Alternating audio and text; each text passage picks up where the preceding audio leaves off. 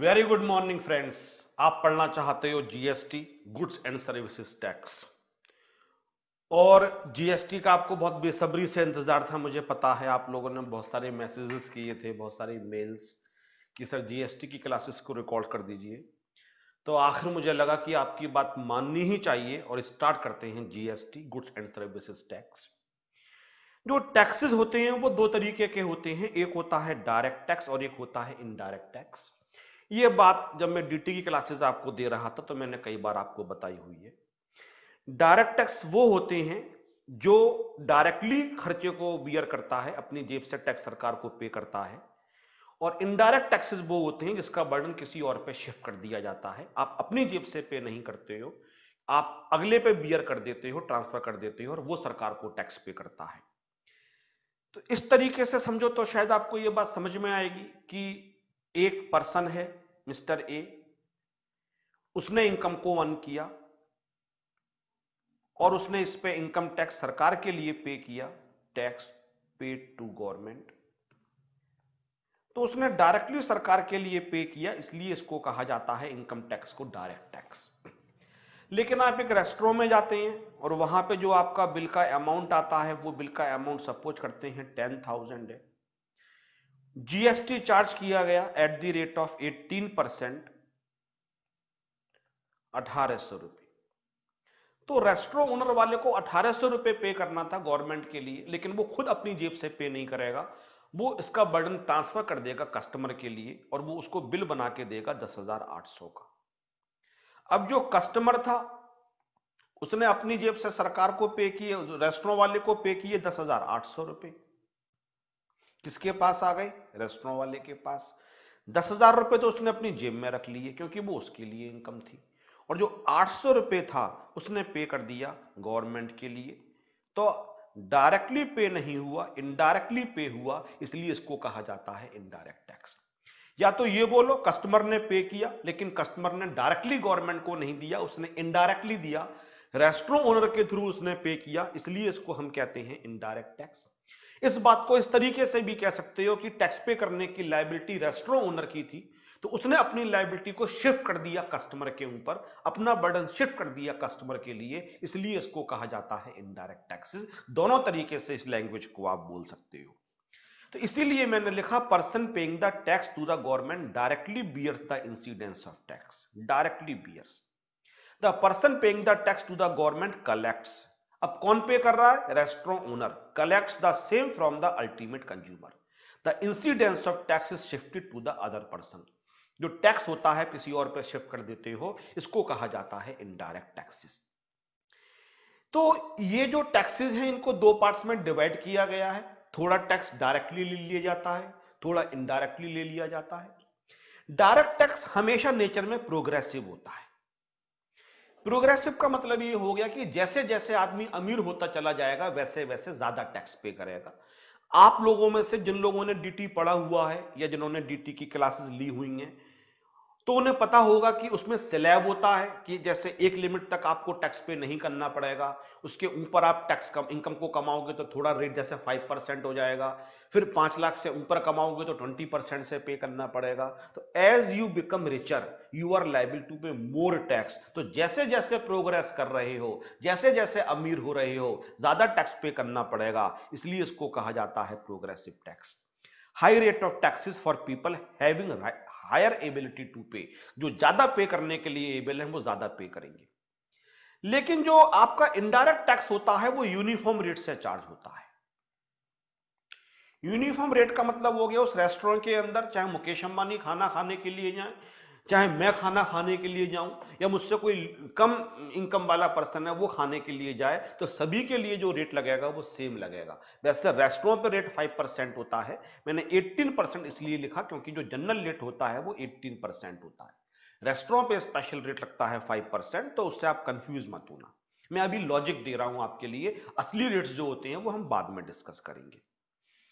तो अब उस रेस्टोरेंट के अंदर कोई भी डिनर करने के लिए जाए, लंच करने के लिए जाए, शाहरुख खान जाते हैं, रतन टाटा साहब जाते हैं, कोई सब कुछ करते हैं, बहुत ही गरीब है वो जाता है, वो कहता है चलो लाइफ में पहली बार एनिवर्सरी है जाके खाना खाते हैं, तो वो सब सेम रेट से पे करेंगे, तो यूनिफॉर्म रेट से चार्ज किया जाता है। इनडायरेक्ट टैक्स क्योंकि यूनिफॉर्म रेट से चार्ज किया जाता है इसलिए नेचर में रिग्रेसिव हो जाता है। रिग्रेसिव टैक्स नहीं है। देखो टैक्स के रेट होते हैं तीन तरीके के, एक प्रोग्रेसिव रेट होता है, एक यूनिफॉर्म रेट होता है, एक रिग्रेसिव रेट होता है। प्रोग्रेसिव रेट का मतलब होता है जैसे जैसे आप अमीर होगे आपको ज्यादा रेट से टैक्स पे करना पड़ेगा। यूनिफॉर्म का मतलब होता है गरीबों चाहे अमीरों वो सेम रेट से टैक्स पे करेगा। और रिग्रेसिव का मतलब होता है कि अमीर कम रेट से टैक्स पे करेगा, गरीब ज्यादा रेट से टैक्स पे करेगा। तो रिग्रेसिव रेट का मतलब हो गया कि अमीरों पे टैक्स का रेट कम होगा, गरीबों पे ज्यादा होगा। यूनिफॉर्म रेट का मतलब हो गया कि चाहे अमीरों चाहे गरीबों सेम रेट से चार्ज होगा। तो क्योंकि इनडायरेक्ट टैक्स यूनिफॉर्म रेट से चार्ज होते हैं, रिग्रेसिव रेट नहीं है। अमीरों के लिए भी रेस्टोरेंट में सेम रेट लगेगा, गरीबों के लिए भी सेम रेट लगेगा। ये पेन कोई अमीर खरीदने के लिए जाए कोई गरीब खरीदने के लिए जाए सेम जीएसटी का रेट लगेगा, यूनिफॉर्म रेट है। लेकिन नेचर रिग्रेसिव हो जाती है। नेचर रिग्रेसिव हो जाती है इस बात का मतलब बेटा ये हो गया, अब इनकम के रेस्पेक्ट में देखो, एक आदमी 1 लाख रुपए कमाता है, उसने 1,000 रुपए की एक चीज खरीदी, 18% जीएसटी है, उसने 180 रुपए टैक्स पे कर दिया। एक आदमी 10 लाख रुपए कमाता है, उसने 1,000 रुपए की सेम चीज परचेज करी और उसने भी 180 रुपए टैक्स पे किया। तो 1 लाख वाले की इनकम में से आपने 180 रुपए लिया और 10 लाख वाले की इनकम में से आपने 180 लिया। अब इनकम के रेस्पेक्ट में परसेंटेज निकालेंगे तो गरीब ने जो अपनी इनकम का हिस्सा पे किया वो परसेंटेज की फॉर्म में ज्यादा दिया और अमीर ने जो अपनी इनकम का हिस्सा दिया वो परसेंटेज की फॉर्म में कम दिया। तो जो इनडायरेक्ट टैक्स होता है वो रेट तो यूनिफॉर्म होता है, लेकिन जब हम इनकम के रेस्पेक्ट में देखते हैं तो नेचर रिग्रेसिव हो जाती है। नेचर रिग्रेसिव का मतलब ये हो गया कि इनकम के प्रोपोर्शन में देखा जाए तो अमीरों को कम टैक्स पे करना पड़ रहा है, गरीबों को अपनी इनकम के परसेंटेज की फॉर्म में ज्यादा पे करना पड़ रहा है। रिग्रेसिव रेट तो डबल रिग्रेसिव हो जाएगा। रिग्रेसिव रेट का तो मतलब हो गया कि रेट भी अमीरों पे कम लगेगा गरीबों पे ज्यादा लगेगा, वो तो बहुत ही खतरनाक होती है। किसी भी सिविलाइज सोसाइटी के अंदर रिग्रेसिव रेट नहीं होना चाहिए। मैंने यहां पे रिग्रेसिव रेट नहीं लिखा, रिग्रेसिव इन नेचर लिखा। मैं दोबारा इस बात को समझाना चाहूंगा आपके लिए। 1,000 रुपए का एक आइटम परचेज किया गया और सपोज करते हैं not very rich, mister A is not very rich.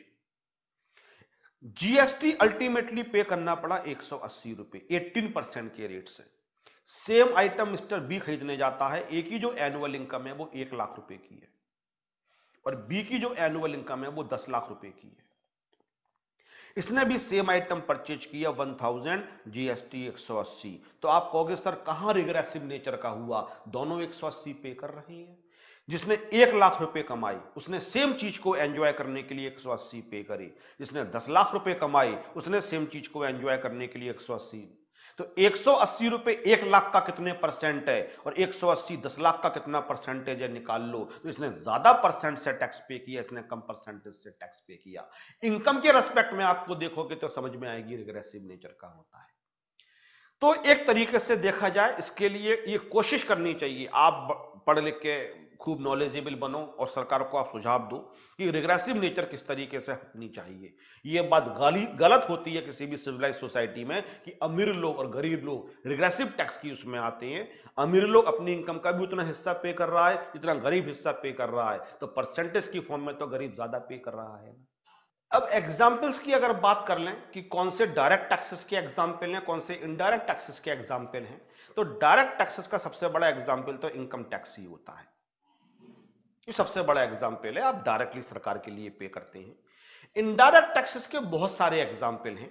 GST आने से पहले जो बहुत सारे टैक्सेस लगा करते थे उसमें से कुछ अभी भी हैं, लेकिन मेजरली जीएसटी के अंदर सब्स्यूम हो चुके हैं, समाहित हो चुके हैं। जैसे कि एक्साइज ड्यूटी जो मैन्युफैक्चरिंग पे आपको पे करना पड़ता था, गुड्स को इंपोर्ट एक्सपोर्ट करते हो तो कस्टम ड्यूटी, एक स्टेट से दूसरे स्टेट्स में गुड्स को सेल किया जाता था सेंट्रल सेल्स टैक्स, अगर सर्विसेज प्रोवाइड की जाती थी तो सर्विस टैक्स, अगर एक ही राज्य के अंदर सेल शुरू होकर सेल खत्म हो जाती है सेम स्टेट के अंदर तो लोकल सेल्स टैक्स जिसको वैट कहा जाता था। ये मेन एग्जाम्पल थे इनडायरेक्ट टैक्सेस के जीएसटी के आने से पहले। ये सारे के सारे इनडायरेक्ट टैक्सेस थे। जैसे कि सपोज करते हैं एक आइटम एक्स मैन्युफैक्चर किया गया, 10,000 रुपीज है, इसके अंदर सब कुछ प्रॉफिट वगैरह इंक्लूड है। अब जब ये मैन्युफैक्चरर जो सबसे पहले खरीदने आया, सपोज करते हैं डिस्ट्रीब्यूटर, उसको बेचा गया, तो इसने यहां लगाई एक्साइज ड्यूटी। जिस समय एक्साइज ड्यूटी हुआ करती थी उस समय यहां लगती थी एक्साइज ड्यूटी, मैन्युफैक्चरिंग पे जो टैक्स लगा करता था। अगर हम रेट 10% मान लें, अज्यूम कर लें, तो कितने की थी? 10 लाख रुपए का आइटम बेचा गया, 10% के रेट से 1 लाख रुपए एक्साइज ड्यूटी ली गई। अब जिसके लिए बेची गई उसने क्या कर दिया, अपने लिए मान ली परचेज कॉस्ट 11 लाख रुपए, उसने अपना प्रॉफिट मार्जिन ऐड किया, उसके बाद जो भी प्रॉफिट डिसाइड किया उसने आगे बेच दिया होलसेलर के लिए, उसने जितने का खरीदा अपना प्रॉफिट मार्जिन ऐड किया, और इस तरीके से करते करते वो चीज अल्टीमेट कंज्यूमर के पास पहुंच गई, जिसने उस चीज को फाइनली यूज किया। तो अब बताओ फाइनली टैक्स किसने पे किया? कंज्यूमर ने पे किया, बट उसने डायरेक्टली नहीं पे किया, उसने इनडायरेक्टली पे किया। उसने रिटेलर को पे किया, रिटेलर पे कर चुका था डिस्ट्रीब्यूटर को, होलसेलर को, होलसेलर डिस्ट्रीब्यूटर को पे कर चुका था, डिस्ट्रीब्यूटर पे कर चुका था मैन्युफैक्चरर को, और मैन्युफैक्चरर ने सरकार को पे कर दिया था। या इस तरीके से कोई लायबिलिटी मैन्युफैक्चरर की थी, उसने अपनी लायबिलिटी किस पे शिफ्ट कर दी? डिस्ट्रीब्यूटर पे शिफ्ट कर दी। उससे फिर आगे कहां शिफ्ट हो गई? होलसेलर पे। उससे आगे कहां शिफ्ट हो गई? रिटेलर पे। और फाइनली बर्डन किसके ऊपर जाके फॉल किया? कंज्यूमर। और कंज्यूमर पे ही पड़ना चाहिए। जो भी गुड्स या सर्विसेज को एंजॉय कर रहा है, ही इज लायबल टू पे द टैक्स फाइनली। बर्डन तो उसी पे जाके फाइनली फॉल करना चाहिए। तो जितने भी टैक्सेस मैंने यहां पे लिखे, ये सारे के सारे इनडायरेक्ट टैक्सेस थे। Excise duty, custom duty, central sales tax, service tax, sales tax.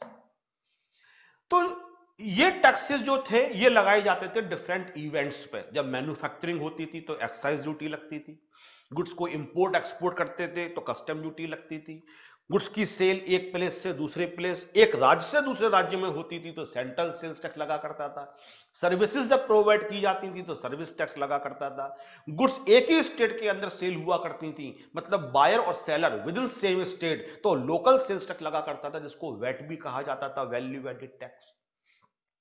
तो जीएसटी की जरूरत क्यों पड़ी, ये इस क्लास में डिसाइड करेंगे कि जीएसटी आखिर सरकार को लगाना क्यों पड़ा, इंट्रोड्यूस क्यों करना पड़ा, पुराने सिस्टम में क्या डेफिशिएंसी थी, और जीएसटी आने के बाद क्या फायदा कस्टमर को होगा, और किस तरीके से सरकार ने इसको इंप्लीमेंट किया। ये सब बातें हमें यहां पे पढ़नी है। तो इसको मैं आपको बताऊं उससे पहले एक बात छोटी सी मैं आपको और बता देता हूं, और वो बात भी आपको जाननी चाहिए। कौन सा टैक्स किस सरकार के पास जाएगा ये पहले से डिसाइडेड है। हमारा फेडरल सिस्टम है, संघीय ढांचा है, एक सेंट्रल गवर्नमेंट है, और एक हमारी स्टेट गवर्नमेंट है जो हर राज्य के अंदर होती है। हालांकि कुछ स्टेट्स ऐसे होते हैं जहां पे आपके लिए जिनको यूनियन टेरिटरी कहा जाता है। यूनियन टेरिटरीज भी दो तरीके की होती हैं, विद असेंबली और विदाउट असेंबली। कहीं पे असेंबली होती है, जैसे दिल्ली के अंदर असेंबली है, और कुछ ऐसी भी यूटीज होती हैं जहां असेंबली नहीं होती हैं, वहां पूरा का पूरा सेंट्रल गवर्नमेंट के पास पावर होती है।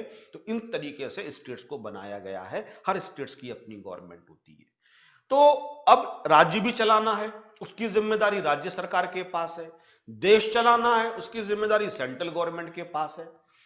तो कौन सा टैक्स किसके पास जाए, लड़ाई होगी फिर तो अगर सारा का सारा टैक्स सरकार सेंट्रल गवर्नमेंट ले लेती है और कहती है हम एलोकेट करेंगे आप लोगों के लिए, तो हो सकता है किसी को ज्यादा एलोकेशन हो जाए, किसी को कम एलोकेशन हो जाए। जहां सेंट्रल में जिसकी सरकार है, अगर उसी स्टेट में उसी पार्टी की सरकार है, तो हो सकता है ज्यादा फेवर कर दिया जाए। सेंट्रल में किसी और पार्टी की सरकार है, स्टेट में किसी और पार्टी की सरकार है, तो वो एलिगेशंस लगाएंगे कि हमें पैसा नहीं मिल रहा है। तो जो हमारे संविधान बनाने वाले लोग थे, कॉन्स्टिट्यूशन बनाने वाले लोग थे, उन्होंने क्या किया, पहले ही कॉन्स्टिट्यूशन के अंदर लिख दिया कि कौन सा टैक्स सेंट्रल गवर्नमेंट के पास जाएगा, कौन सा स्टेट गवर्नमेंट के पास जाएगा। एलोकेशंस पावर का है। टैक्सेस के अलावा भी किस मैटर पे सेंट्रल गवर्नमेंट एक्ट बना सकती है और किस मैटर पे स्टेट गवर्नमेंट एक्ट बना सकती है, यह भी डिसाइडेड है। 3 लिस्ट होती हैं, union list, state list and the concurrent list. वो सारे मैटर्स जिस पे लॉ बनाने की पावर, लेजिस्लेशन लाने की पावर सेंट्रल गवर्नमेंट के पास है, वो यूनियन लिस्ट में दे रखी हैं। फिर चाहे वो टैक्स से रिलेटेड हो, फिर चाहे वो किसी भी चीज और से रिलेटेड हो। स्टेट गवर्नमेंट जिस जिस मैटर पर लेजिस्लेशन बना सकती है अपनी असेंबली के थ्रू, वो सारे के सारे मैटर्स स्टेट लिस्ट में दे रखे हैं, फिर चाहे फाइनेंस से रिलेटेड हो, फिर चाहे नॉन फाइनेंस से रिलेटेड हो। कॉन्करेंट लिस्ट, जैसे कि एजुकेशन कॉन्करेंट लिस्ट में लिखा हुआ है, दोनों के पास पावर होती है, सेंट्रल गवर्नमेंट भी लॉ ला सकती है और स्टेट गवर्नमेंट भी लॉ ला सकती है। तो इस तरीके से आपके लिए 3 बनाई गई, लेकिन हमें सारे मैटर्स से मतलब नहीं है, हमें तो टैक्स के मैटर्स से मतलब है। टैक्स के रिस्पेक्ट में एक्ट कौन बना सकता है, हमें यह देखना था। तो यूनियन लिस्ट जो है, उस यूनियन लिस्ट के अंदर जो चीजें लिखी हुई हैं, उसमें सबसे पहले लिखा हुआ है, देखो एंट्री 82 में इनकम टैक्स। तो income tax act 1961 central government ने पास किया है। इसलिए चाहे मैं दिल्ली में खड़े होकर इनकम टैक्स को टीच करूं, चाहे राजस्थान में टीच करूं, चाहे गुजरात में टीच करूं, चाहे उड़ीसा में टीच करूं, चाहे गोवा में टीच करूं, मैं कहीं भी पूरे इंडिया में टीच करूं, प्रोविजन सेम रहेंगे। कस्टम ड्यूटी सेंट्रल गवर्नमेंट के पास पावर है लेवी एंड कलेक्शन की। तो कस्टम एक्ट जो पास किया है वो सेंट्रल गवर्नमेंट ने पास किया हुआ है, कस्टम एक्ट, और सारा का सारा जो कस्टम ड्यूटी होती है वो सेंट्रल गवर्नमेंट के पास जाती है। इसी के बाद एक्साइज ड्यूटी, लेकिन एक्साइज ड्यूटी के आगे लिखा हुआ है सेंट्रल एक्साइज ड्यूटी, और यूनियन लिस्ट में लिखा हुआ है state excise duty. Excise duty manufacturing के इवेंट पे लगती है कि जब भी कोई चीज मैन्युफैक्चर की जाएगी तो उस पे एक्साइज ड्यूटी पे करनी पड़ेगी। सारी की सारी एक्साइज ड्यूटी सेंट्रल गवर्नमेंट के पास जाती है, बस कुछ चीजों को छोड़कर। किसको छोड़कर? Alcoholic liquor for human consumption. GST से आने की पहले की बातें बता रहा हूं मैं, जीएसटी को भी डिस्कस करेंगे। ओपीएम और other narcotic drugs and the narcotics, केवल इन 3-4 चीजों की मैन्युफैक्चरिंग पे एक्साइज ड्यूटी स्टेट गवर्नमेंट के पास जाती थी। इसके अलावा अब ये पेन जब मैन्युफैक्चर किया गया होगा इंडिया में, अगर ये मोबाइल मैन्युफैक्चर किया गया है, जिस लैपटॉप में आपको पे टीच कर रहा हूं, जिस पोडियम पे टीच कर रहा हूं, जो मैंने कपड़े पहने हुए हैं, जो आपने कपड़े पहने हुए हैं, आपके घर में जो लैपटॉप आप देख रहे हो, जो टीवी आपके घर में रखा हुआ है, जब भी इनको इंडिया में अगर मैन्युफैक्चर किया गया था तो ड्यूटी सेंट्रल गवर्नमेंट के पास गई होगी। लेकिन alcoholic liquor for human consumption अगर मैन्युफैक्चर किया गया था तो ड्यूटी सेंट्रल गवर्नमेंट के पास नहीं जाएगी, स्टेट गवर्नमेंट के पास जाएगी, क्योंकि वो स्टेट लिस्ट के अंदर लिखा हुआ है। इसी तरीके से सेल्स टैक्स, जब भी गुड्स का सेल होगी तो 2 हो गई, सेंट्रल और स्टेट। इनकम के आगे सेंट्रल लिखने की जरूरत नहीं है, क्योंकि वो जाता ही सेंट्रल गवर्नमेंट के पास है। कस्टम से पहले सेंट्रल लगाने की जरूरत नहीं है, क्योंकि वो तो जाता ही सेंट्रल गवर्नमेंट के पास है। लेकिन एक्साइज ड्यूटी के आगे सेंट्रल लगाना पड़ेगा, 3 आइटम की एक्साइज ड्यूटी स्टेट गवर्नमेंट के पास जाती थी।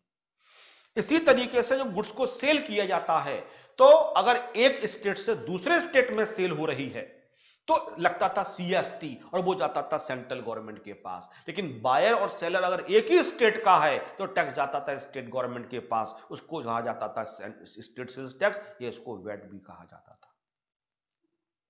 सर्विस टैक्स एक एंट्री 97 रेजिडुअल एंट्री। कॉन्स्टिट्यूशन में यह भी प्रोविजन है, अगर कोई नया मैटर जो तीनों लिस्ट में कहीं नहीं दे रखा है, ना यूनियन लिस्ट में, ना स्टेट लिस्ट में, ना कॉन्करेंट लिस्ट पे, सेंट्रल गवर्नमेंट के पास पावर है 97 रेजिडुअल एंट्री। वो किसी नए मैटर पे लेजिस्लेशन पास कर सकती है। जो कॉन्स्टिट्यूशन में नहीं लिखा हुआ है उस पर लॉ लाने की पावर सेंट्रल गवर्नमेंट के पास है, स्टेट के पास नहीं है। 97 को हम कहते हैं जो ब्लैंक एंट्री है, लेकिन पावर सेंट्रल गवर्नमेंट के पास है। 97 दे रखी है यूनियन लिस्ट के अंदर, इसको खाली छोड़ दिया गया।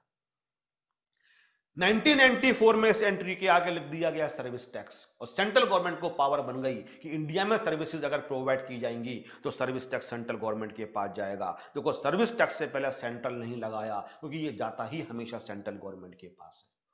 1994 से पहले इंडिया में सर्विस टैक्स नहीं हुआ करता था, 1994 में लेके आया था। अब जीएसटी के आने के बाद तो दोबारा भी गुड्स एंड सर्विसेज के अंदर चला गया। ये पोजीशन में जीएसटी के आने से पहले आपको बता रहा हूं। तो इस तरीके से डायरेक्ट टैक्स तो सेंट्रल गवर्नमेंट के पास चला गया। इनडायरेक्ट टैक्सेस में central custom duty central government के पास है, central excise duty central government के पास है, central sales tax central government के पास है, और सर्विस टैक्स सेंट्रल गवर्नमेंट के पास है। स्टेट गवर्नमेंट के पास 3-4 चीजों की एक्साइज ड्यूटी है, alcoholic liquor for human consumption, opium and the narcotics. और अगर सेम राज्य में सेल होती है, दिल्ली के सेलर ने दिल्ली के बायर को गुड्स के लिए सेल किया तो जो भी टैक्स लगेगा वैट के नाम से वो इस समय जो केजरीवाल की सरकार चल रही है उनके पास जाएगा। अगर यूपी में लखनऊ में किसी ने गुड्स के लिए सेल किया और वाराणसी के किसी बायर ने सेल परचेज किया तो सेम राज्य के अंदर सेल कॉन्क्लूड हो गई, योगी सरकार के पास टैक्स जाएगा। उस टैक्स को कहते हैं लोकल सेल्स टैक्स, या उसको कहा जाता है वैट। तो अभी तक जो मैंने आपको पढ़ाया कि डायरेक्ट और इनडायरेक्ट टैक्सेस दो तरीके के टैक्सेस होते हैं जो सरकार को चाहिए होते हैं देश चलाने के लिए। फिर का देश दो लेवल पे चलता है, एक सेंट्रल लेवल पे, एक स्टेट लेवल पे। रेलवे जैसे सेंट्रल गवर्नमेंट के पास है, रेलवे स्टेट के पास नहीं है। जैसे कि डिफेंस सेंट्रल गवर्नमेंट के पास है, डिफेंस स्टेट के पास नहीं है।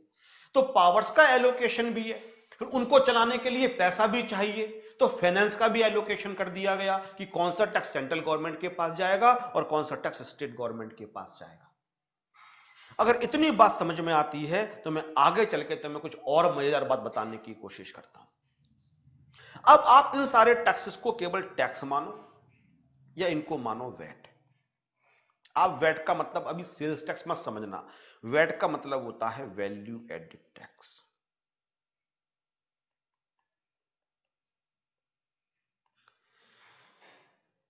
अब सपोज करते हैं, पहला ले लेते हैं इंट्रा स्टेट सेल, एक एग्जांपल ले लेते हैं इंट्रा स्टेट सेल। एक राज्य के बायर ने एक राज्य के सेलर से गुड्स को खरीदा, जिसको मैं बार बार बोल रहा हूं लोकल सेल्स टैक्स, और जिसको अब बुलाया जाता था वैट, वैल्यू एडेड टैक्स। तो जितनी बार भी गुड्स की सेल होगी उतनी बार आपको टैक्स पे करना पड़ेगा। पहले मैं वैट की जगह लिखता हूं लोकल सेल्स टैक्स और 10% के रेट से लगा। अगर वैट नहीं होता तो क्या पोजीशन होती? मैं बात कर रहा हूं इस वाले टैक्स की जो कि स्टेट सेल्स टैक्स, इसकी बात मैं कर रहा हूं। एक राज्य से सेल शुरू होकर उसी राज्य में खत्म हो जाती है और रेट दे रखा है 10%। अब सपोज करते हैं एक तो था मैन्युफैक्चरर,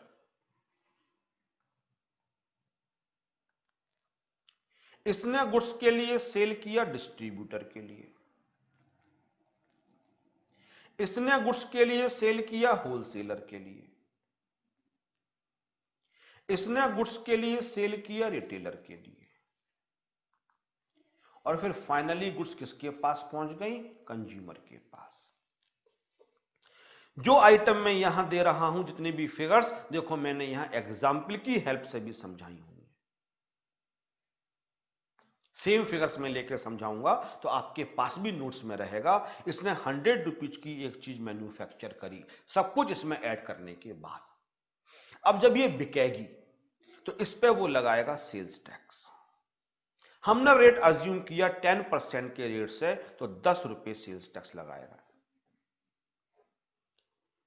इसने ये गुड्स बेच दी 110 रुपए की, और tax paid to government, obviously state government होगा क्योंकि इस पे स्टेट लिस्ट वाला आइटम है, और 10 रुपए सरकार को पे कर दिए। डिस्ट्रीब्यूटर ने कहा कि मुझे तो चीज 110 रुपए की मिली, 100 रुपए मैंने एक दिए और 10 रुपए मैंने एक दिए, ये 10 रुपए मैं आगे पास कर दूंगा। उसने अपने लिए 110 मांगा। उससे पूछा गया कि आप प्रॉफिट कितना लग कमाते हो? उसने कहा जो भी मेरे लिए परचेज प्राइस होता है उसका 100% में प्रॉफिट अर्न करता हूं, 110 रुपए प्रॉफिट ऐड करूंगा, मेरा रूल है कि मैं 100। अब इसके ऊपर ये दोबारा से लगाएगा sales tax at the rate of 10% और 22 रुपीज लगाया। अब दोबारा सेल हो रही है और हर बार सेल पे लगना चाहिए। इसने होलसेल को चीज बेची 242 रुपीज की, और सरकार को टैक्स पे कर दिया, tax paid to government 22 rupees. Wholesaler ने कहा कि मैंने तो चीज 242 रुपीज की परचेज करी है 242 की, क्योंकि मैंने 22 रुपए पे करे हैं, मैं अपनी जेब से क्यों बियर करूंगा, मैं खर्चा मान लेता हूं, मैं आगे वाले को पास कर देता हूं।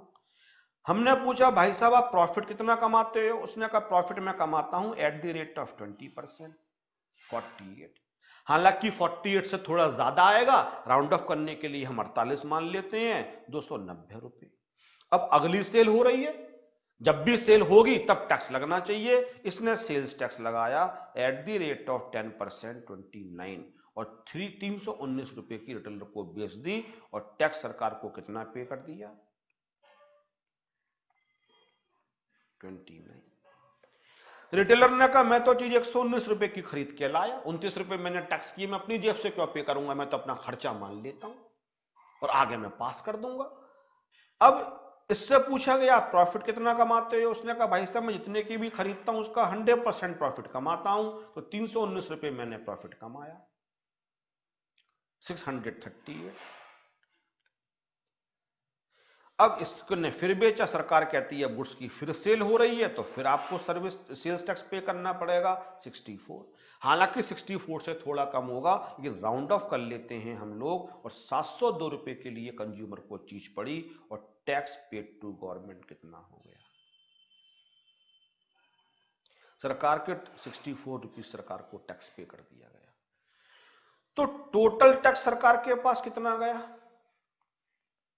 10 रुपीज प्लस 22 प्लस 29 प्लस 64। इसको यहीं से देख लेते हैं कितना निकल के आएगा, 125 रुपए। अब इसमें आपको कमी नजर आई, इसके अंदर कमी क्या है, 702 रुपए में 125 रुपए टैक्स सरकार के पास गया। अब इसके अंदर कैस्केडिंग इफेक्ट आ गया। कैस्केडिंग इफेक्ट का मतलब होता है टैक्स हर तरफ से बरस रहा है, टैक्स के ऊपर टैक्स, टैक्स के ऊपर टैक्स, मल्टीपल टैक्सेशन हो रहा है। ये जो 10 रुपए थे जो सरकार के पास गए, अब इसको इसके अंदर ऐड कर दिया गया 110 के अंदर। अब जो आपने टैक्स पे अगली स्टेज पे लगाया, जो पिछले स्टेज पे टैक्स लगा था उसके ऊपर दोबारा टैक्स लग गया। अब आपने 22 रुपए ये टैक्स पे कर दिया, अब ये 22 रुपए अगली बार 242 के अंदर इंक्लूड है, तो अब की बार जब टैक्स लगाया गया तो 22 रुपए पे अब दोबारा टैक्स लग गया। मतलब 10 रुपए भी बार बार टैक्सेबल हो रहे हैं, 22 रुपए भी बार बार टैक्सेबल हो रहे हैं। पिछले स्टेज पे जो टैक्स लगा वो जब गुड्स की कॉस्ट के अंदर ऐड कर दिया, तो अगली बार जब टैक्स लगाया गया, जो पहले स्टेज पे टैक्स लगा था उसके ऊपर टैक्स लग गया। तो मल्टीपल टैक्सेशन, एक बार टैक्स लगा, फिर उसके ऊपर दोबारा टैक्स लगा, फिर उसके ऊपर दोबारा टैक्स लगा, और सरकार के पास इस तरीके से 702 रुपए की चीज पे 125 रुपए टैक्स पहुंचता है, जो कि बिल्कुल गलत है। जब मैं आपको वैल्यू एडिड समझाऊंगा तो आपको ज्यादा समझ में आएगी इसमें गलती क्या थी। तो हम शुरू करते हैं वैल्यू एडिड टैक्स, तो आप समझ पाओगे कि मैं कहना क्या चाहता हूं।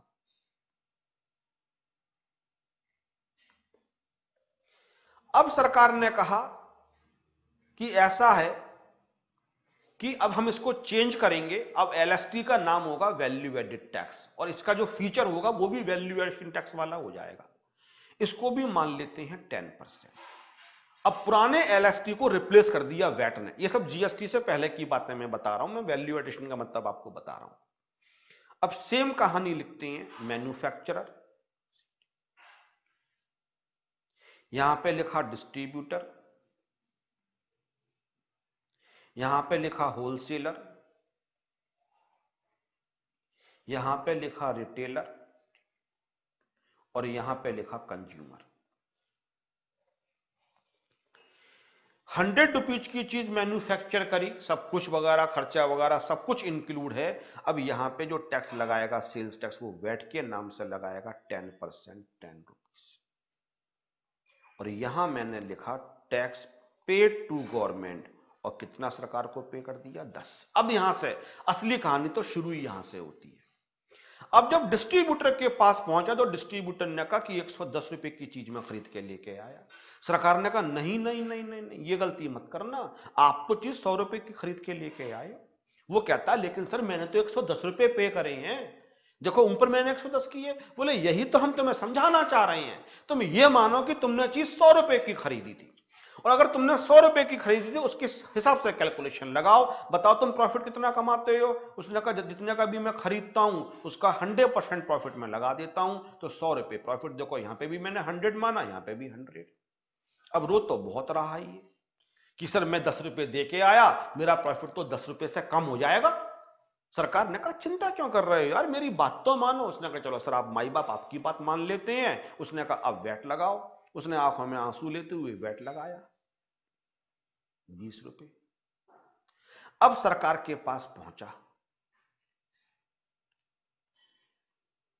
20 रुपए देने, और रो रहा था क्योंकि इसका प्रॉफिट तो 10 रुपए से कम हो गया। सरकार ने कहा यार मुस्कुरा दो थोड़ा सा, रो क्यों रहे हो, तुम 20 रुपए अगर हमें लेके आए, जो 10 रुपए तुमने ऑलरेडी 100 रुपए पे दे दिए थे वो हम तुम्हें वापस कर देंगे। हम तुमसे 20 में केवल 10 रुपए लेंगे, 10 रुपए तुम अपनी जेब में रख लो, क्योंकि 100 रुपए पे तो हमारे पास टैक्स आ चुका है।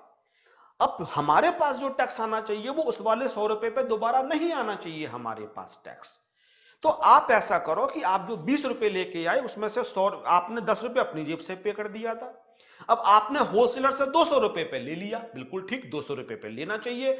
आप इसमें से 100 रुपए पे अपनी जेब से पे कर चुके हो, वो आप वापस ले लो और हमें केवल 10 रुपए पे कर दो। तो सरकार के पास अभी तक देखो 20 रुपए पहुंच गया, 10, और चीज कितने की हो चुकी है अभी तक? 200 रुपीज की। 200 का 10% 20। बात समझने की कोशिश करो, अगली स्टेज पे और ज्यादा समझ में आएगी जो मैं कहना चाहता हूं। डिस्ट्रीब्यूटर ने जो वैल्यू एडिशन किया वो किया 100 रुपए का। वैल्यू एडिशन का मतलब होता है खरीदा और बेचा, उसके बीच में आपने कितना ऐड कर दिया। मैं क्योंकि यहां पे प्रॉफिट मार्जिन ही दिखा रहा हूं, वो कुछ खर्चे भी ऐड कर सकता था, तो जो भी आपने ऐड किया, तो देखो 100% का 10% कितना हो गया? 10। वैल्यू एडिशन पे सरकार ने टैक्स लिया। चलो थोड़ा और समझाता हूं मैं डिटेल में। होलसेलर ने क्या किया, यहां लिखे 220। सरकार ने कहा क्या कर रहे हो यार तुम ये? बोला सर 200 रुपए मैंने दिए और 20 रुपए मैंने वैट के दिए। बोले यार तुम लोगों को बात समझ में नहीं आ रही है। नहीं, 220 नहीं दिए तुमने केवल 200 रुपए दिए। बोला सर मेरी जेब से 220 गए हैं। सरकार ने कहा भाई थोड़ी देर शांति रख लो, ठंड रख लो थोड़ी देर के लिए, हमारी बात सुन लो। अच्छा ये बताओ प्रॉफिट कितना लेते हो? उसने कहा सर प्रॉफिट मार्जिन मेरा 20% रहता है, मैं पैरेलल एग्जांपल ड्रॉ कर रहा हूं तो 20% यहां लिया तो यहां 40 रुपए। सर मैं 240 रुपए की बेचूंगा। सरकार ने कहा इस पर वैट चार्ज करो। हम एग्जाम्पल में 10% मान रहे हैं तो 24 वैट लगा। अब ये रोते ही आंखों से सरकार के पास पहुंचा। इसने कहा सर आपने मेरा प्रॉफिट देखो कम करवा दिया, मैंने 40 रुपए कमाए लेकिन मैं अपनी जेब से तो 20 रुपए पे करके आ चुका हूं। सरकार ने कहा 24 रुपए तुमने और 20 रुपए तुम अपनी जेब से पहले पे कर चुके हो, 20 रुपए वापस ले जाओ, तो हमें केवल 4 रुपए पे कर दो। तो 24 रुपए में उसको 20 रुपए वापस कर दिए गए, उससे केवल लिया गया 4 रुपए। अब उसने कितना वैल्यू एडिशन किया था? उसने किया था 40 रुपए, और 40 रुपए का 10% कितना होता है? 4 रुपए, इसलिए वैल्यू एडिशन टैक्स कहा गया इसके लिए। दोबारा सुनो, सरकार ने कहा तुम 200 रुपए पे तो टैक्स हमें पे कर चुके थे, अब 200 रुपए पे तो टैक्स हमें दोबारा नहीं चाहिए। अब अगली बार जब तुम बेच रहे हो तो 40 रुपए गुड्स की वैल्यू बढ़ा के बेच रहे हो, तो हमें 40 रुपए पे चाहिए। अल्टीमेटली बर्डन तो कंज्यूमर वियर करेगा। तुमने 240 रुपए पे रिटेलर से ले लिया, लेकिन उसमें से 200 रुपए पे तुम हमें दे चुके हो, तो 200 रुपए वाला अपने पास रख लो, हमें केवल 4 रुपए दे दो। तो सरकार के पास अभी तक 24 रुपए पहुंच चुके हैं पूरे। 10 10 20 और 4 24, और चीज कितने की बिकी है? 240 का 10% कितना हो गया? 24 रुपए। जितने की चीज कंज्यूमर के हाथ में पहुंचे, जीरो से लेके उतने पैसे तक की चीज कंज्यूमर के पास पहुंची, तो उसका 10% ही तो उसको अल्टीमेटली पे करना चाहिए। अगले एग्जाम्पल में और ज्यादा समझ में आएगा। रिटेलर ने कहा सर जी मैं चीज खरीद के लेके आया 240 प्लस 24 264 की। सरकार ने कहा इन्हें भी समझाओ। उन्होंने कहा नहीं भाई साहब अब वैट आ गया है, अब पुराना वाला टैक्स वगैरह भूल जाओ, चीज आपने 240 की खरीदी। बोला नहीं सर 24 मैंने पे किए टैक्सेस के, मैं तो आगे कस्टमर को पास करूंगा। वो कहता भाई साहब रुक तो जाओ, आप ये बताओ आप प्रॉफिट कितना कमाते हो? उसने कहा 100% से प्रॉफिट कमाता हूं, 240 रुपए प्रॉफिट, 480। अब उससे कहा गया वैट लगाओ, उसने 10% से वैट लगाया और वो लगाया 48। अब आंखों में आंसू लिए, ये भी पहुंचा सरकार के पास, दिल्ली में पहुंचा केजरीवाल के पास। बोला सर आप लोग ना ठग लेते हो किसी भी इंसान को, 48 रुपए और मैं अपनी जेब से 24 रुपए पे किया, मेरा प्रॉफिट तो कम हो गया। केजरीवाल ने कहा भाई 48 रुपए तुम लेके आए, लेकिन तुम 240 पे तो अपनी जेब से 24 रुपए पहले पे कर चुकी हो ना, 24 रुपए तुम वापस ले जाओ। अब उसकी हंसी, सर मुझे वापस मिल जाएंगे 24 रुपए? उसने कहा भाई तुम 240 पे अपनी जेब से पे कर चुके हो, तो वो टैक्स तो हमारे पास ऑलरेडी आ चुका है ना, उस पर हम दोबारा टैक्स क्यों लेंगे? हम तो केवल अब तुमने जो ऐड किया होगा, और तुमने कितनी वैल्यू ऐड करी है? 240, इस पे हमें टैक्स चाहिए। और देखो कितना बचेगा? 24 रुपए। 240 का 10% 24 रुपए। अब सरकार पे अभी तक कितना टैक्स पहुंच गया? 48 रुपए। कंज्यूमर को कितने की चीज पड़ी? 480 प्लस 48। ₹48 इसने वैट पे किया। देखो 10 रुपए यहां गए। इसने, सरकार ने क्या किया, ₹100 दे दो, आगे वाले से लोगे तो वापस कर लेना। डिस्ट्रीब्यूटर से क्या मिला, तुम अभी हमें दे दो 200 पे, आगे वाले से लोगे वापस कर लेना। आगे वाला लाओ, पीछे वाला वापस ले जाओ। 480 का 10% ₹48। टोटल वैट सरकार के पास कितना गया ultimately, ₹10 plus ₹10 plus ₹4 plus ₹24, 48। Consumer को अपनी जेब से कितना पे करना पड़ा, 480 का 10% ₹48। तो जो चीज यहां पे ₹702 की पड़ रही थी, मल्टीपल टैक्सेशन के बाद पहले स्टेज पे जो टैक्स लग गया, वो टैक्स गुड्स की कॉस्ट में ऐड हो गया, और अगली बार फिर उसके ऊपर भी टैक्स लगा। तो जो चीज एक बार टैक्स हो गई, उसके बाद उस टैक्स पे फिर दोबारा टैक्स लग रहा है। यहां पे पीछे वाले टैक्स सरकार कह रही है हम वापस कर देंगे, इसलिए उसने गुड्स की कॉस्ट में ऐड नहीं किया।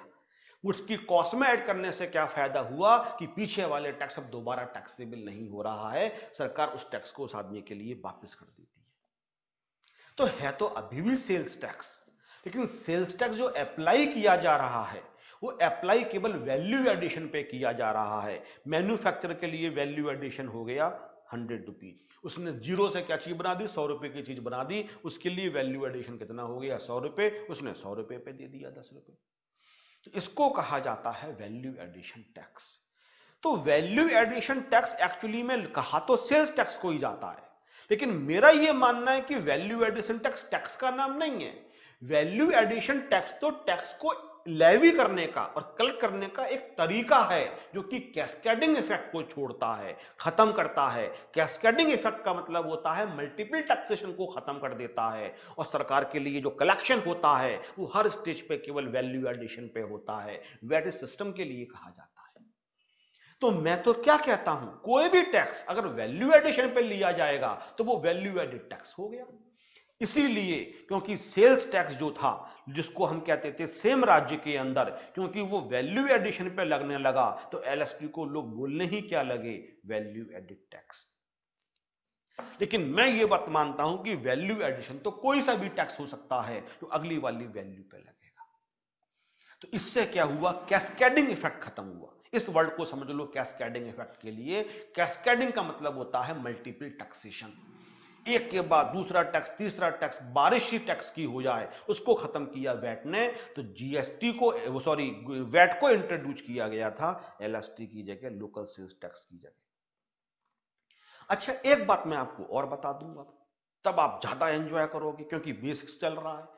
मैं पहले ये बता रहा हूं जीएसटी की नीड क्यों पड़ी। तो नीड के लिए पहले पुराने सिस्टम में डेफिशिएंसी क्या थी, मुझे ये बतानी पड़ेगा आपके लिए। इसके लिए मुझे ये सारी रूपरेखा आपको टीच करनी पड़ रही है। अब सपोज करते हैं जो सर्विस टैक्स था वो भी वैल्यू एडेड टैक्स था। ए ने बी को सर्विसेज दी, बी ने सी को सर्विसेज दी, सी ने डी को सर्विसेज दी। सेम सिस्टम हुआ करता था। ए ने बी को सर्विस दी ₹1000 की। अगर हम रेट 10% अज्यूम कर लें, रेट तो डिफरेंट था कैलकुलेशन के पर्पज से, तो सर्विस टैक्स कितना लग गया, ₹100। अब ये यहां पर नहीं लिखा करता था 1100, केवल ₹1000 लिखा करता था। इसने अपना प्रॉफिट मार्जिन यहां पे वैल्यू एडिशन किया, हम प्रॉफिट मान लेते हैं, सपोज करते हैं ₹500 का, तो अब ₹1500।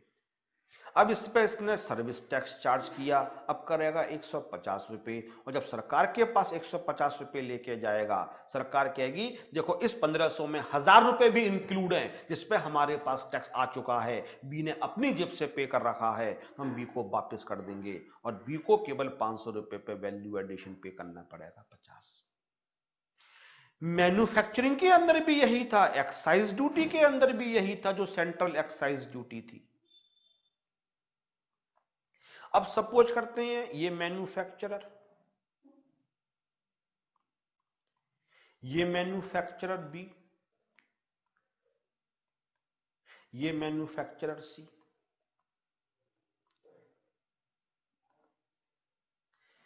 इसने एक आइटम मैन्युफैक्चर किया ₹1000 का, हाँ जी, और एक्साइज ड्यूटी का रेट हम मान लेते हैं 10%। इसने एक्साइज ड्यूटी यहां लगा ली ₹100 की। अब ये चीज, इसके जो चीज मैन्युफैक्चर करता है उसके काम में आएगी, उसने ये वाली चीज खरीदी, हम सॉरी, ₹1000 यहां लिखेगा। अब इसने फर्दर प्रोसेसिंग वगैरह करी और 700 रुपए और ऐड कर दिए अपना प्रॉफिट वगैरह। ऐसा थोड़ी नहीं होता है कि आप हर चीज को खुद मैन्युफैक्चर करते हो।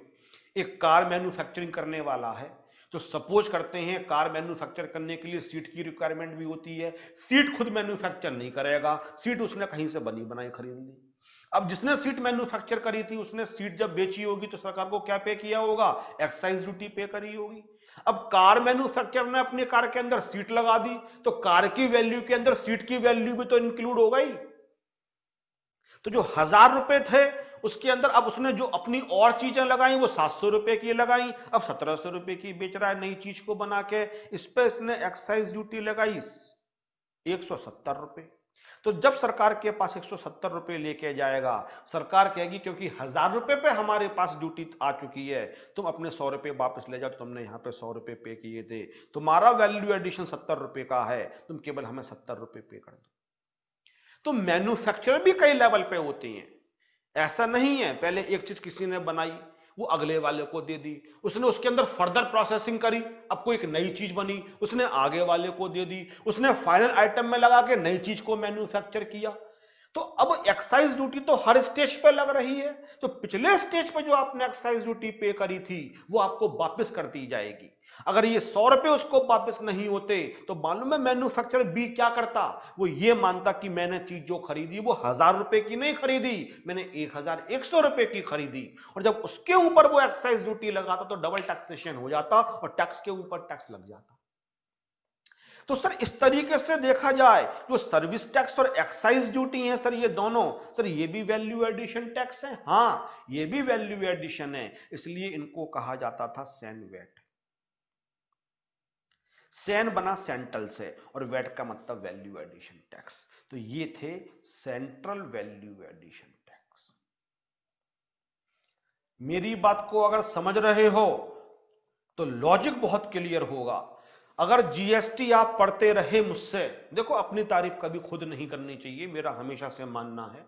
आप लोग बोलो, बच्चे कभी कभी मैसेज भेजते हैं सर बहुत अच्छा पढ़ाया, मजा आया, कंसेप्ट समझ में आया, तब खुशी ज्यादा मिलती है। लेकिन एक बात का मैं एश्योरेंस आपको देना चाहूंगा कि अगर आप जीएसटी सिंसियरली पढ़ते रहे तो मैं लॉजिक दे दूंगा जीएसटी के पीछे कहानी क्या होती है। वैल्यू एडिशन टैक्स जो होता है वो एक्चुअली एक टैक्स का सिस्टम होता है जो हर बार जो वैल्यू एडिशन होगा उस पर टैक्स लगाया जाएगा। तो सेल्स टैक्स भी वैल्यू एडिशन था, सर्विस टैक्स भी वैल्यू एडिशन था और एक्साइज ड्यूटी भी वैल्यू एडिशन था। इस वेट को कह दो स्टेट वेट क्योंकि स्टेट गवर्नमेंट के पास जा रहा है, सर्विस टैक्स और एक्साइज ड्यूटी जा रही है स्टेट सेंट्रल गवर्नमेंट के पास, इसलिए इसको कह दो सेंट्रल वैल्यू एडिड टैक्स, इसको शॉर्ट में बोल दो सैन वेट। क्या बात समझ में आई आपके लिए? और एक आखिरी बात, तब आपको और मजा आएगा, इन दोनों का आपस में भी एक दूसरे के थ्रू इनपुट का बेनिफिट मिल जाता था। मतलब क्या हुआ, एक मैन्युफैक्चरर है, उसने एक आइटम परचेज किया। अब जब उसने आइटम परचेज किया जो ट्रांसपोर्टेशन के थ्रू वो आया और ट्रांसपोर्टर को उसने पे किया सर्विस टैक्स। एक आइटम ट्रांसपोर्टर के थ्रू उसने मंगाया, ट्रांसपोर्टर को उसने 10,000 रुपए पे करे, उस पर सर्विस टैक्स 1,000 रुपए पे कर दिया। अब जब नया आइटम बनके तैयार हुआ तो वो आइटम 50,000 रुपए का बनके तैयार हुआ। अब अगर 10,000 एक इसका क्रेडिट जो 1,000 रुपए सर्विस टैक्स इसने पे किया था, अगर ये इसको वापस नहीं मिलेगा तो यहां 50 की जगह वो क्या लिखेगा 51,000। इस 50 में 10,000 रुपए तो उसने ऐड कर ही लिए होंगे जो ट्रांसपोर्टर को दिया, वो 1,000 और ऐड कर देता। सरकार ने कहा नहीं 1,000 रुपए ऐड मत करो आप। जब इसको आप बेचोगे 50 की चीज अब आपको बेचनी है, प्रॉफिट वगैरह इंक्लूड है, इस पे लगाओगे excise duty eight the rate of 10% 5,000।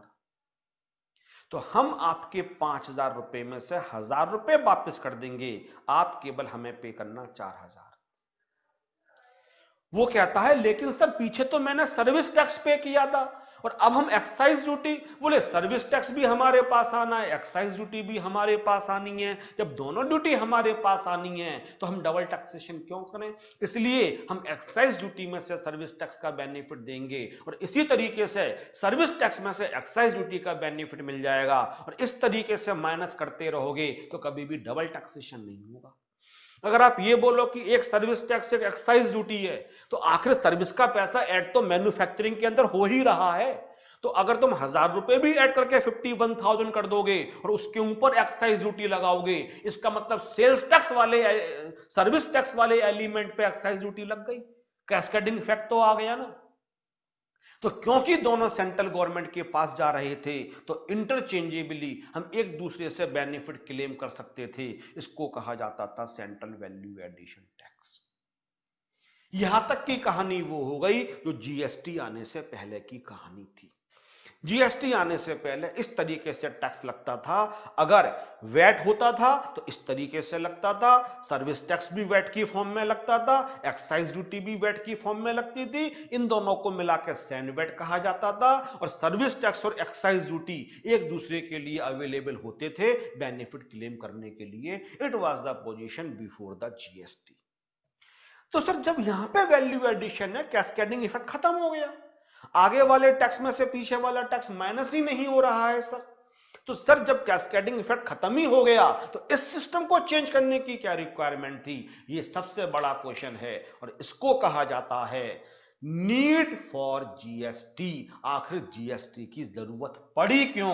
अगर ये मैं आपको समझा पाया तो आप कहोगे सर मजा आ गया, क्या शानदार क्लास थी। तो सर बताओ जीएसटी जरूरत क्यों पड़ी? हाँ, अब यहां से शुरू करते हैं। What is the need of GST? GST की जरूरत सरकार के लिए क्यों पड़ी? हम लोगों के लिए जीएसटी कैसे बेनिफिशियल है? अब चर्चा थोड़ी सी इस पॉइंट पे भी कर लेते हैं। क्योंकि मैं यहीं से पढ़ा रहा हूं इसलिए यहीं से शुरू कर देता हूं। एक मैन्युफैक्चरर है,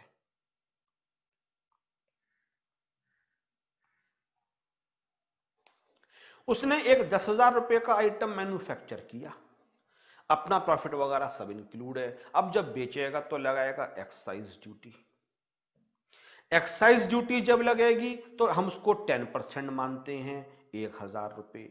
अब वो लिखेगा 11,000 रुपए। अब इसके ऊपर लगेगा वैट, अब सेल्स टैक्स लगेगा क्योंकि बिक भी रही है, और 10%, और वो लगेगा 1,100 रुपए। अभी आप समझना मैं क्या कहना चाहता हूं। इससे चीज किसने खरीदी? डिस्ट्रीब्यूटर ने।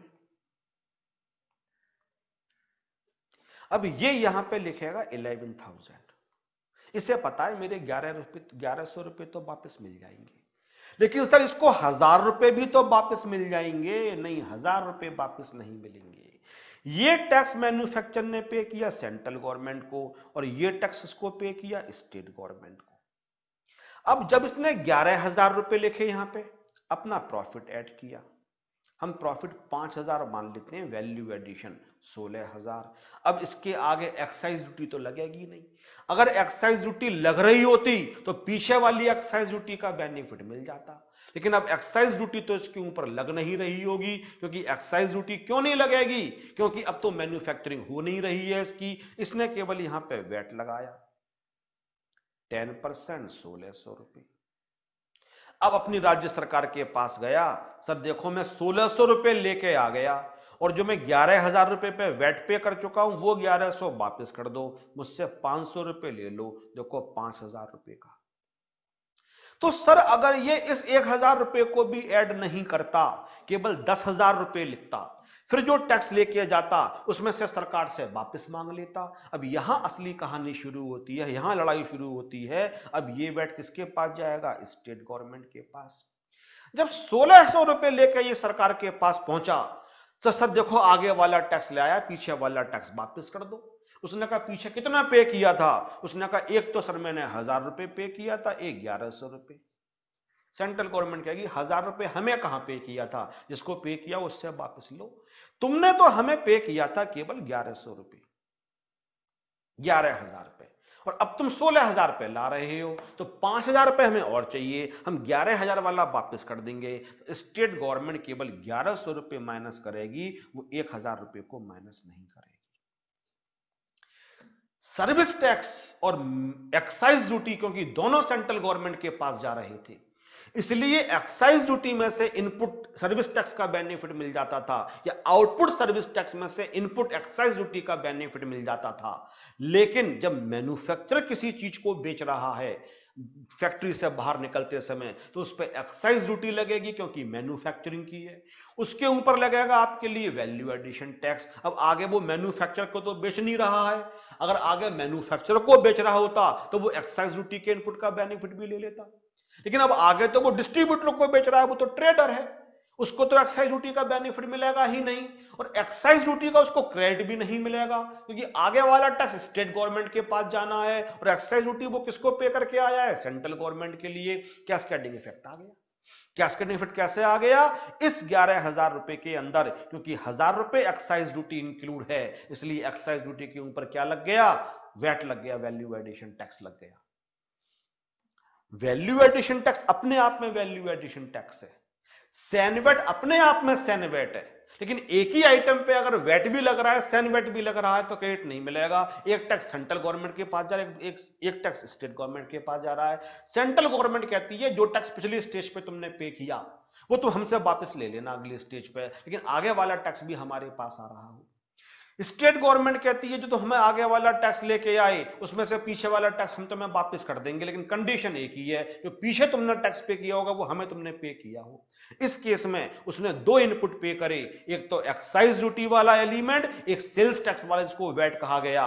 वैट का बेनिफिट तो मिलेगा, तो वैट को तो वो गुड्स की कॉस्ट में ऐड नहीं करेगा, लेकिन क्योंकि एक्साइज ड्यूटी का बेनिफिट नहीं मिल पाएगा तो वो आगे कस्टमर को पास करेगा, गुड्स की कॉस्ट इंक्रीज कर जाएगी। इस तरीके से जो वैट होगा अगले स्टेज पे वो एक्साइज ड्यूटी के अंदर भी लग जाएगा, और कैस्केडिंग इफेक्ट आ गया इसके।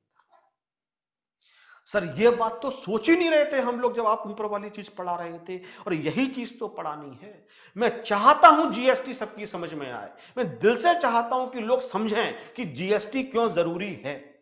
ये क्वेश्चन मुझसे कई बार पूछा गया कि सर आप जीएसटी के फेवर में हैं, जीएसटी के खिलाफ हैं। मैंने कहा मैं जीएसटी के फेवर में आज से नहीं हूं, बहुत टाइम पहले से जीएसटी के फेवर में हूं, लेकिन जीएसटी जिस तरीके से इंप्लीमेंट किया गया, उसका जो कंप्लायंस था उसके मैं बिल्कुल खिलाफ हूं।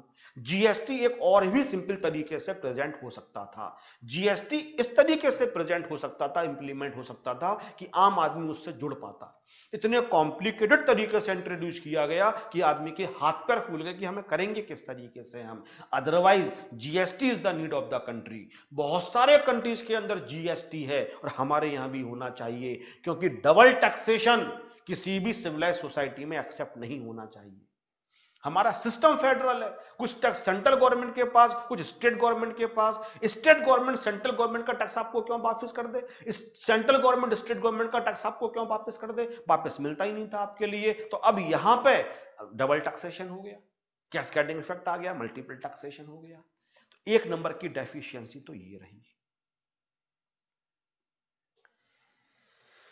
दूसरी डेफिशिएंसी क्या रही, दूसरी डेफिशिएंसी ये रही कि कुछ जगह कंफ्यूजन था, और वो ये कंफ्यूजन था दूसरी जगह कि ये गुड्स हैं या सर्विसेज हैं। जैसे रेस्टोरेंट में आप जाते थे, 10,000 रुपए का बिल आया तो इस पे लगता था वैट। मैं रेट 10% लेकर चल रहा हूं केवल चीजों को इजी बनाने के लिए, और इस पे सर्विस टैक्स भी लगता था। सर्विस टैक्स हालांकि पूरे अमाउंट पे नहीं लगता था, 40% पे लगता था। सर्विस टैक्स का रेट चलो 15% मान लेते हैं, तो 10,000 का 40% 4,000, और 4,000 का 15% कितना हो गया, 600 रुपए सर्विस टैक्स भी लगता था। तो कम से कम 40% पे तो दोनों टैक्स लग गए, वैट भी लग गया और सर्विस टैक्स भी लग गया। सर ऐसा क्यों क्यों लग गए दोनों टैक्स, क्योंकि गुड्स की डेफिनेशन में आता था आपके लिए रेस्टोरेंट में खाना खाना, इसलिए वो वैट लगाते थे। और वो कहते थे रेस्टोरेंट में खाना खाते हो तो आपको गुड्स भी मिल रही हैं और सर्विसेज भी मिल रही हैं, हम 40% सर्विस एलिमेंट मानेंगे, इसलिए 40% पे हम सर्विस टैक्स लगाएंगे। तो इस वजह से क्या हो रहा था, 40% पे आप वेट भी पे कर रहे थे और 40% पे आप सर्विस टैक्स भी पे कर रहे थे। ऐसे 3-4 एग्जाम्पल थे, जैसे कि एक सॉफ्टवेयर का एग्जाम्पल भी इसके अंदर था। अगर कस्टमाइज सॉफ्टवेयर होता था, आप सॉफ्टवेयर अपने हिसाब से कस्टमाइज करवाते थे, तो उसमें सर्विस टैक्स भी लगता था, वैट भी लगता था। स्टेट गवर्नमेंट कहती थी ये गुड्स हैं इसलिए इस पे वैट लगेगा, और सेंट्रल गवर्नमेंट कहती थी ये पूरे अमाउंट पे। देखो दो तरीके के सॉफ्टवेयर होते थे, एक तो होते थे कैंड और एक होते थे कस्टमाइज। कैंड तो वो होते हैं जो पैकेट में मिलते हैं, शोरूम में मिल जाते हैं रखे हुए, जैसे मैं अपने सिस्टम के लिए खरीदता हूं विंडोज 10, इसको बोलेंगे कैन सॉफ्टवेयर, आप शोरूम में जाओ आपके लिए मिल जाएंगे। जैसा टैली आप खरीदते हो, जैसे एमएस ऑफिस आप खरीदते हो दुकान के पैकेट पे, कस्टमाइज वो होते हैं जो अपनी रिक्वायरमेंट के हिसाब से आप किसी सॉफ्टवेयर इंजीनियर से या डेवलपर से आप अपने लिए डिजाइन करवाते हो। इस केस में तो सुप्रीम कोर्ट ने साफ साफ कह दिया था कि ये गुड्स की डेफिनेशन में आएंगे, इसलिए इस पर तो केवल वैट ही लगा करता था।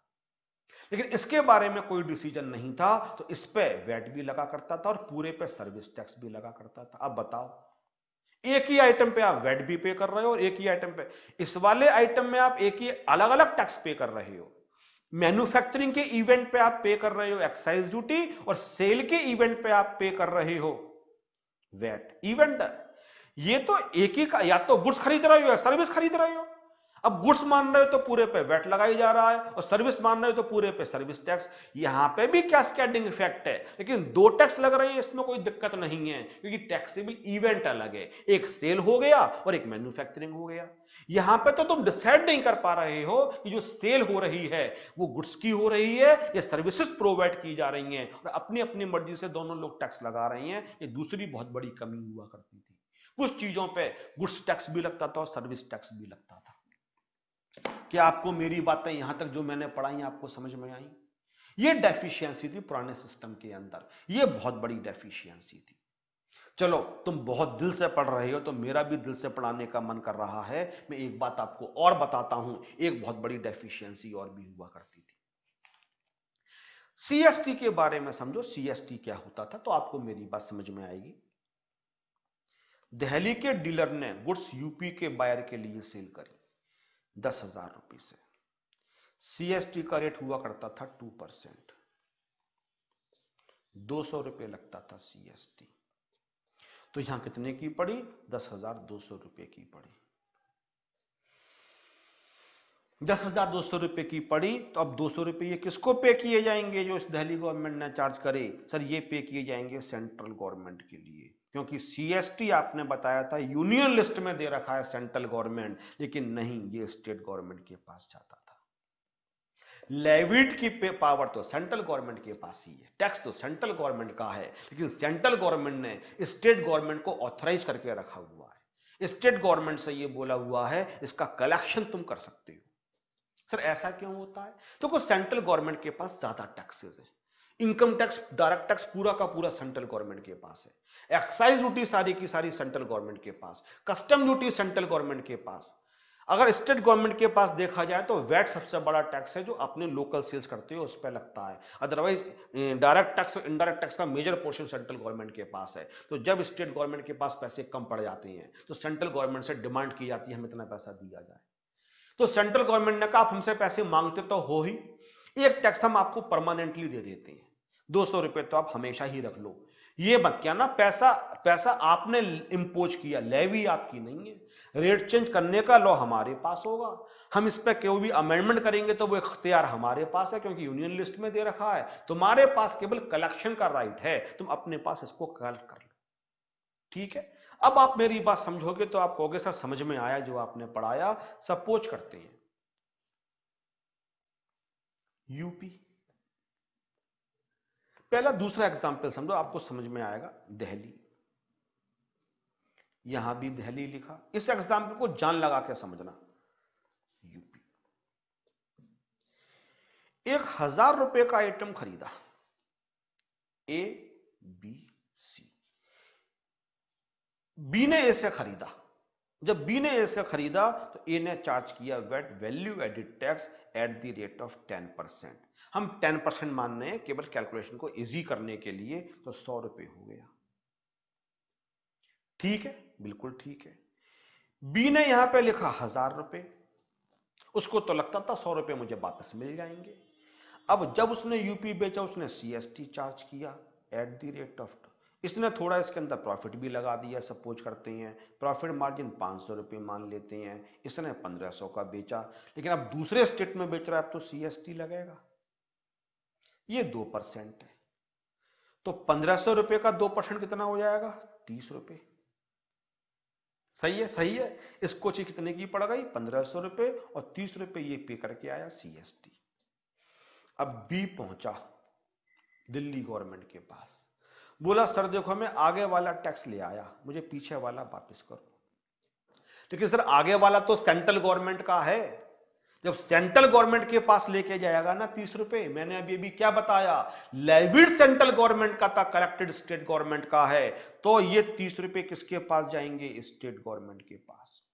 और जो पीछे पे किए गए वो किस, ये भी स्टेट गवर्नमेंट के पास, और ये किसके पास, ये भी स्टेट गवर्नमेंट के पास। तो वो क्या बोलेगा, सर मैं आगे वाला टैक्स ले आया, पीछे वाला मुझे वापस करो, और इसको 100 रुपए का क्रेडिट मिल जाएगा, क्योंकि दोनों स्टेट गवर्नमेंट के पास गए थे।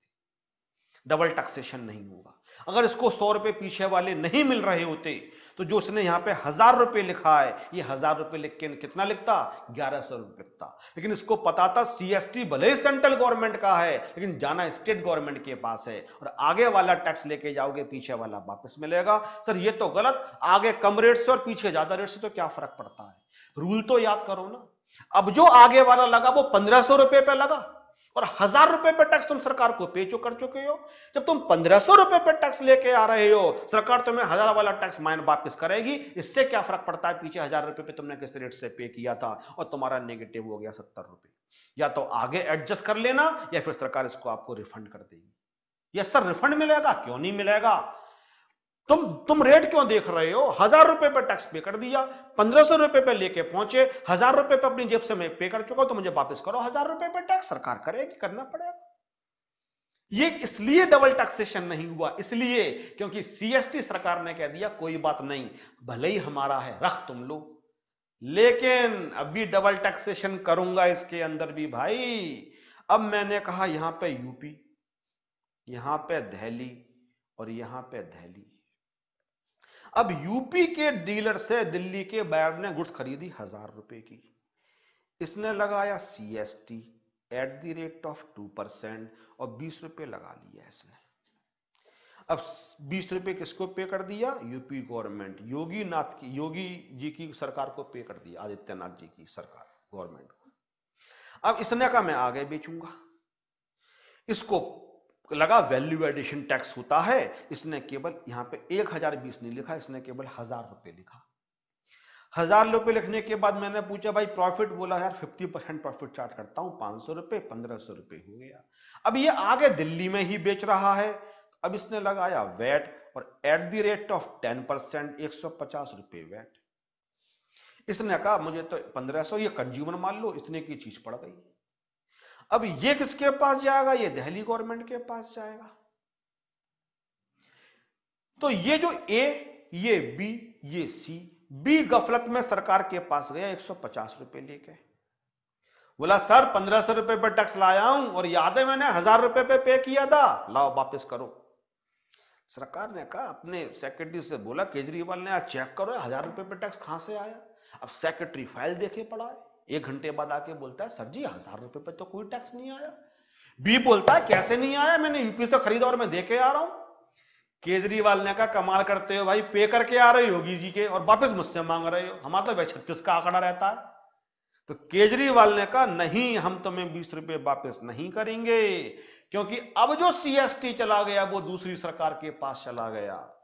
पहले वाले एग्जाम्पल में तो मैं कह रहा था मैन्युफैक्चरिंग सेंट्रल गवर्नमेंट के पास गया, वेट स्टेट के पास। अब स्टेट में लड़ाई करवा दी मैंने, सीएसटी गया स्टेट गवर्नमेंट के पास यूपी की, और वेट किसके पास गया, दिल्ली गवर्नमेंट। तो अब ये बोलेगा यार मुझे तो 20 रुपए का नुकसान हो गया, 20 रुपए मैंने अपनी जेब से पे करे। तो अब ये क्या करेगा, यहां पे अपने गुड्स की कॉस्ट 1020 रुपए मानेगा, 1020 मानेगा, इसमें प्रॉफिट ऐड करेगा, फिर वेट लगाएगा। तो अब वेट सीएसटी के ऊपर लग जाएगा, हो गया डबल टैक्सेशन। समझ में आया, ये है जीएसटी की रिक्वायरमेंट। क्या जीएसटी इन इल्स को, इन डेफिशिएंसी को, इस बीमारी को, इस कमी को दूर करेगी। वो भी जब मैं कमी बता रहा हूं तो मैं दूर करने का तरीका भी समझाऊंगा, जीएसटी कैसे दूर करती है, लेकिन पहले कमी तो समझो। डॉक्टर आपको दवाई देगा तो पहले ये तो समझेगा भाई बीमारी क्या है, पहले डायग्नोस तो हो जाए। मैं जीएसटी सीधे पढ़ाना शुरू कर दूं तुम्हें कहोगे सर जीएसटी समझ में आ रहा है, लेकिन जीएसटी लाया क्यों गया, पहले ये तो बताऊं पूरे पुराने सिस्टम में कमी क्या थी। इस वाले सिस्टम को हटा के वेट लाया गया एप्रिशिएबल, लेकिन स्टेट वेट अलग चलता है और सेंट्रल का वेट अलग चलता है। इस वजह से आपस में एक दूसरे को बेनिफिट नहीं मिलता है। अगर स्टेट की बात भी करें, एक दूसरी स्टेट के पास जा रहा है, एक दूसरी स्टेट के पास उसका बेनिफिट भी नहीं मिल रहा है। इसका एग्जांपल मैंने अभी भी आपको यहां पे समझाया। तो अब जब ये 1020 लिख लेगा और इसके अंदर अपना प्रॉफिट ऐड करेगा, ये कहेगा 50%, तो 510 रुपए मेरा प्रॉफिट हो गया। अब 1530 रुपए की मैं चीज को बेचूंगा। अब इस पे जब वैट लगाएगा एट द रेट ऑफ 10%, तो कितना लगाएगा? 153 रुपए। इस 20 रुपए पे भी वैट लग गया, सीएसटी के ऊपर वैट लग गया। ऊपर वाले केस में दोनों टैक्स दिल्ली गवर्नमेंट के पास गए, लेकिन इस वाले एग्जाम्पल में पीछे वाला टैक्स यूपी गवर्नमेंट के पास गया, आगे वाला दिल्ली गवर्नमेंट के पास गया। बेनिफिट आपको मिलेगा ही। ये तीन सबसे बड़ी कमी थी, सबसे बड़ी कमी जीएसटी के पहले जो सिस्टम था उसमें। ये थर्ड देखो, पहली कमी क्या थी? सेंट्रल गवर्नमेंट का टैक्स और स्टेट गवर्नमेंट का टैक्स, आउटपुट में से इनपुट का बेनिफिट नहीं मिलता था। दूसरी कमी क्या थी? कुछ चीजों पे वैट भी लगता था और सर्विस टैक्स भी लगता था, क्योंकि ये कंफ्यूजन था, इसको गुड्स की डेफिनेशन में रखा जाए, इसको सर्विस की डेफिनेशन में रखा जाए। तीसरा, स्टेट की बात कर लेते हैं। अगर एक स्टेट जो इनपुट टैक्स था, पीछे वाला टैक्स किसी दूसरी गवर्नमेंट को गया और आगे वाला किसी दूसरी राज्य सरकार को गया, तो इनपुट का बेनिफिट नहीं मिला करता था। और इस वजह से तीनों केस में कैस्केडिंग इफेक्ट आ रहा है। एक ही लेवल पर चल रहा है, आगे वाला पीछे वाला एक ही गवर्नमेंट को जा रहे हैं, तो कैस्केडिंग इफेक्ट नहीं था। लेकिन आगे वाला और पीछे वाला डिफरेंट गवर्नमेंट्स को जा रहे हैं, तो कैस्केडिंग इफेक्ट था। और सेकंड वाले केस में तो कैस्केडिंग था ही था, क्योंकि यही डिसाइड नहीं हो पा रहा था कुछ आइटम्स में इस पर सर्विस टैक्स लगाया जाए या वैट लगाया जाए। अब एंट्री होती है हीरो की पिक्चर के अंदर। अब हीरो आता है, देखते हो पहले गुंडे मार रहे होते हैं किसी के लिए बहुत जोर से, वो भाग रहा होता है बचाओ बचाओ, फिर हीरो की एंट्री होती है, अमिताभ बच्चन चले आ रहे हैं साहब, फिर वो हीरो को जो पिट रहा होता है दोस्त उसको बचा लेते हैं। इन सारी कमियों को दूर करने के लिए अब एंट्री होती है हीरो की, और हीरो की एंट्री होती है, उस हीरो को कहा जाता है GST, goods and services tax.